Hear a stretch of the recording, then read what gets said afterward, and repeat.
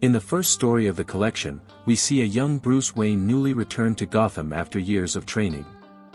Still without a cape, without a name, he wanders the streets at night, trying to understand the fear he wants to inspire. A wounded dog crosses his path, and he takes it home.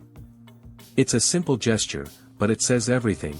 Before the myth was born, there was a man testing the limits of good. This quiet moment marks the genesis of the Batman who will one day exist. The dog, whom he names Ace, becomes part of his journey. This story shows that even the darkest crusades can begin with a single act of compassion.